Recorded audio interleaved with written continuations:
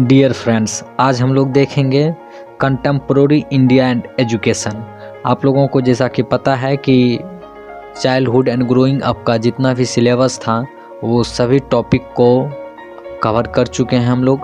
आज हम लोग सेकंड टॉपिक देखेंगे कंटेम्प्रोरी इंडिया एंड एजुकेशन। इसमें जो है यूनिट 1 में Indian constitution and status of education, इनके बारे में देखेंगे। और इसी तरह से कंटेम्प्रोरी इंडिया एंड एजुकेशन के जितने भी यूनिट हैं सभी भागों को एक बगल से देखेंगे। एग्ज़ाम नज़दीक आ चुका है, आप लोग भी तैयारी को थोड़ा अच्छे से कीजिए और नोट्स को अच्छे से बनाइए। और हम आपको बता दें कि ये जितने भी हैं टॉपिक, इसको अच्छे से हम कलेक्ट करके बनाए हुए हैं। जैसा कि एम लक्ष्मीकांत का जो बुक है, आप लोग जानते होंगे, एम लक्ष्मीकांत सर की जो बुक है उसमें बहुत ही अच्छे तरह से इन सभी के बारे में डिस्कस किया गया है। कुछ पॉइंट वहाँ से भी हम लिए हैं और उस सभी को अच्छे से समाहित करके इसमें एक नोट्स बनाने का कोशिश किए हैं। तो आप लोग देखिए और अच्छे से समझिए। तो चलिए स्टार्ट करते हैं। शिक्षा के अवसरों की समानता। शिक्षा के अवसरों के समानता, इसमें कौन कौन से हैं अनुच्छेद उनको भी देखेंगे। और इनमें जो अनुच्छेद है 28, 29, 350 और 350 एंड 351, ये लगभग 4 जो है, इन चारों को हम लोग डिस्कस करेंगे एक बगल से। तो सबसे पहले हम लोग देखते हैं, हमारे देश ने खुद को एक लोकतांत्रिक और धर्मनिरपेक्ष समाज के रूप में बनाने के लिए चुना है, जिसमें समुदाय के विभिन्न समूह विश्वास और सद्भावनाओं में कंधे से कंधा मिलाकर फल फूल सकते हैं। स्वतंत्रता के विभिन्न सामाजिक और सांस्कृतिक परंपराएं विकसित हो सकती है और सभी नागरिक अपना सर्वश्रेष्ठ प्रदर्शन करने में सक्षम हो सकते हैं। व्यक्तिगत एवं पूर्ति एवं सामाजिक प्रगति के लिए उनकी क्षमताएं जो है उन सभी को देखेंगे। एक काठौरी आयोग है, उनकी सिफारिश क्या थी उनके बारे में थोड़ा देख लेते हैं हम लोग। काठौरी आयोग ने सिफारिश की थी कि धार्मिक शिक्षा प्राप्त करने के इच्छुक छात्राओं को संप्रदाय के स्कूलों में धार्मिक शिक्षा के स्थान पर सभी स्कूलों, सरकारों के साथ साथ निजी तौर पर प्रबंधित नैतिक, सामाजिक और आध्यात्मिक मूल्यों में शिक्षा प्रदान करनी चाहिए।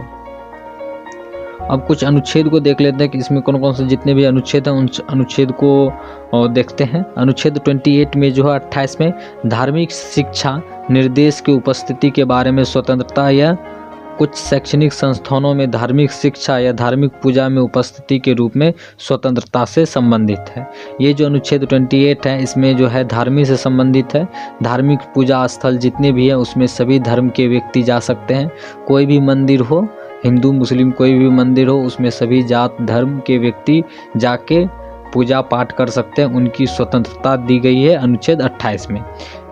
28 के ए में देखते हैं, अनुच्छेद 28 के ए में क्या कहा गया है, किसी भी शैक्षणिक संस्थान में पूरी तरह से राज्य के धन से कोई धार्मिक शिक्षा प्रदान नहीं की जाएगी या पूरी तरह से राज्य के धन से संचालित किसी भी शैक्षणिक संस्थान में धार्मिक शिक्षा को प्रतिबंधित करता है। ये जो अनुच्छेद 28 के 1 में जो है इसमें कहा गया है कि जितने भी स्कूल कॉलेज हैं, किसी भी कॉलेज में राज्य की तरफ से मतलब सरकार की तरफ से कोई धन उनके लिए व्यवस्था नहीं की जाएगी जो कि धर्म से रिलेटेड शिक्षा दे रहे हैं। उन सभी के लिए धर्म के शिक्षा के लिए कोई भी जो है धन प्रदान नहीं की जाएगी राज्य की तरफ से। और ऐसा कोई भी शैक्षणिक संस्थान नहीं है जिसमें कि धार्मिक शिक्षा प्रतिबंधित करता है। नेक्स्ट देखते हैं अनुच्छेद 28 के 2। इसमें जो है खंड 1 में कुछ भी एक शैक्षणिक संस्थान पर लागू नहीं होगा जो कि राज्य द्वारा प्रशासित है, लेकिन किसी भी बंदोबस्ती या ट्रस्ट के तहत स्थापित किया गया है, जिसके लिए ऐसी संस्था में धार्मिक शिक्षा प्रदान की जानी है। किसी ट्रस्ट या किसी के माध्यम से धार्मिक शिक्षा प्रदान की जा सकती है। 28 के 2 में कुछ इस तरह से वर्णन किया गया है। तो अब अगला अनुच्छेद देखते हैं 28 के 3। तो अनुच्छेद जो है आर्टिकल्स 28 के 3 में दिया गया है, राज्य द्वारा मान्यता प्राप्त किसी भी शैक्षणिक संस्थान में भाग लेने वाले किसी भी व्यक्ति को राज्य निधि से सहायता प्राप्त करने के लिए किसी भी धार्मिक निर्देश में भाग लेने की आवश्यकता नहीं होगी जो ऐसी संस्था में दी जा सकती है या किसी भी धार्मिक पूजा में शामिल हो सकती है जो आयोजित की जा सकती है ऐसी संस्था में या उससे जुड़े किसी भी परिसर में, जब तक कि ऐसा व्यक्ति या यदि ऐसा व्यक्ति नाबालिग हो तो उसके अभिभावक वहाँ सहमति नहीं दी हो। तो ये कह रहा है जो ये अनुच्छेद जो है 28 के 28 के 3 पार्ट में ये बताया जा रहा है कि कोई भी व्यक्ति जो है कोई भी स्कूल कॉलेज या किसी संस्थान में पढ़ रहे हैं या कुछ कर रहे हैं जा रहे हैं तो उनको जो है सहायता प्राप्त करने के लिए किसी भी धार्मिक निर्देश में भाग लेने की आवश्यकता नहीं होगा। ये नहीं कि आपको वहाँ के राज्य निधि मिल रहा है, वो राज्य निधि मतलब राज्य की तरफ से कोई धन मिल रहा है तो आपको किसी धार्मिक स्थान में निर्देश में भाग लेने की आवश्यकता होगी, ऐसा कोई ज़रूरी नहीं है। अगला देखते हैं अनुच्छेद 29 में क्या कह रहा है। अनुच्छेद 29 जो है यह अनुच्छेद अल्पसंख्यकों से संबंधित है। अल्पसंख्यक कहने का मतलब क्या हुआ, जिसकी देशों में जिसकी संख्या कम है, वैसे जाति वैसे धर्म जिसकी पूरे देश में जो है जनसंख्या कम है, उनके लिए एक वर्ड इस्तेमाल किया जाता है अल्पसंख्यक, जिसकी संख्या कम हो, अल्प हो, उसी को कहते हैं अल्पसंख्यक। इसके बारे में देखते हैं।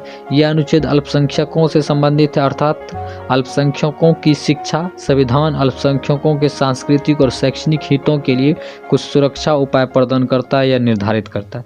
यह अनुच्छेद 29 में कह रहा है कि वैसे अल्पसंख्यकों के लिए संविधान जो है सांस्कृतिक और शैक्षणिक हितों के लिए कुछ सुरक्षा उपाय प्रदान करता है। एक में देखते हैं क्या कह रहा है। पॉइंट नंबर 1 में भारत के राज्य क्षेत्र या उसके किसी हिस्से में रहने वाले नागरिकों के किसी भी वर्ग की अपनी एक अलग भाषा, लिपि या सांस्कृतिक है, उसे संरक्षित करने का अधिकार होगा। बात सही है। आप अलग अलग क्षेत्रों में रहते होंगे और सभी क्षेत्रों में कहीं पंजाब के कुछ लोग हैं, हरियाणा के तो पंजाब के पंजाबी भाषा है, कोई लोग तमिलनाडु के हैं तो उनका भाषा तमिलनाडु तमिल है, कोई किसी का भाषा तेलुगु है, किसी का बंगाली है, तो किसी का अंगिका है, तो बिहार वाले के लिए भोजपुरी है। तो उन सभी क्षेत्रों में जो अलग अलग क्षेत्रों में रहते हैं उनको अपनी भाषा या लिपि जो उनकी संस्कृति से जुड़ी हुई है उसे संरक्षित करने का संविधान जो है उनको अधिकार देता है।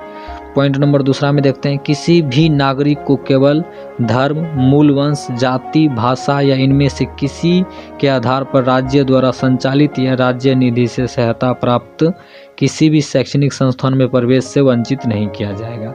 कहा रहा है कि